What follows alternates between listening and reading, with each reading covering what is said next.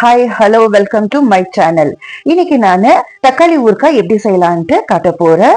ரொம்ப டேஸ்டியாவே இருக்கும். இது நம்ம ஸ்டோர் பண்ணி வச்சுக்கினாக்கா ஒரு 2ல இருந்து 3 மாசம் வரைக்கும் நம்ம ஸ்டோர் பண்ணி நல்லாவே வச்சு சாப்பிடலாம்.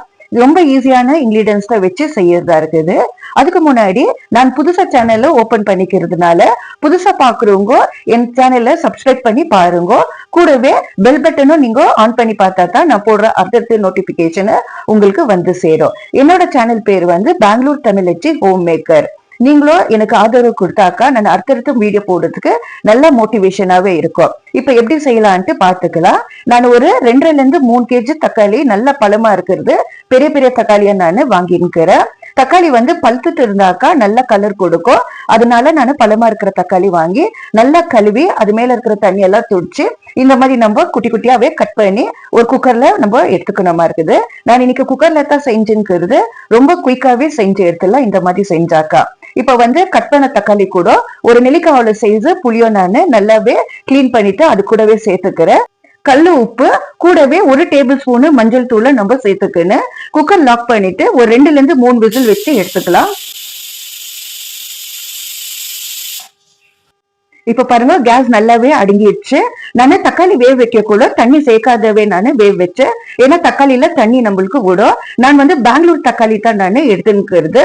இல்ல உங்களுக்கு நல்ல புளிப்பான தக்காளி கிடைச்சிச்சுனாக்கா புளி கொஞ்சம் கம்மியாவே நீங்க சேர்த்துக்கலாம். இப்ப பாருங்க நல்ல சில்லுன்னு ஆயிட்ட பேருக்கு மிக்சி ஜார்ல நல்லா இந்த மாதிரி நைஸாவே அரைச்சி எடுத்துக்கணுமா இருக்குது.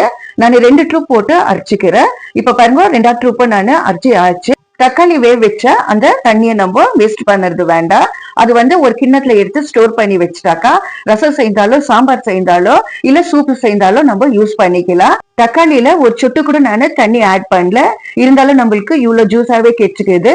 இது ஸ்டோர் பண்ணிட்டு நீங்க எதுக்கு வேணும் வந்தாலும் யூஸ் பண்ணிக்கலாம். 200 கிராம் அளவு நல்லெண்ணெய் தான் நான் சேர்த்துக்கிறது.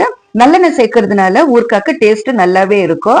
கொஞ்சம் எண்ணெய் அதிகமாவே இதுக்கு பிடிக்கும். ஏன்னா நம்ம ஸ்டோர் பண்ணி வைக்கிறதுனால கெட்டு போவாத இருக்கிறதுக்கு எண்ணெய் கொஞ்சம் அதிகமாவே சேர்த்துக்கணுமா இருக்குது. எண்ணெய் காஞ்சோனையும் நான் சென்னாங்கொடி தான் நான் சேர்த்துக்கிறேன். சென்னாங்கொடி நல்லா கிளீன் பண்ணிட்டு ஒரு 2-3 வாட்டி கழுவிட்டு நல்லா காய வச்சு சேர்த்துக்கணுமா இருக்குது. இல்லைன்னா உங்களுக்கு குட்டி குட்டி மண்ணு அந்த சென்னாங்கொடியில இருக்கும். அதனால நல்லா கிளீன் பண்ணியே சேர்த்துக்கோங்க.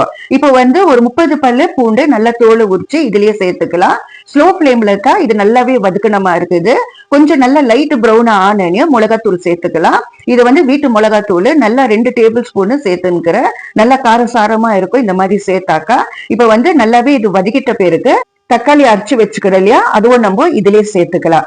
நல்ல கலர் வேணுமா இருக்குது ஊறுகாய்க்கு. அதனால 2 டேபிள் ஸ்பூன் காஷ்மீரி மிளகா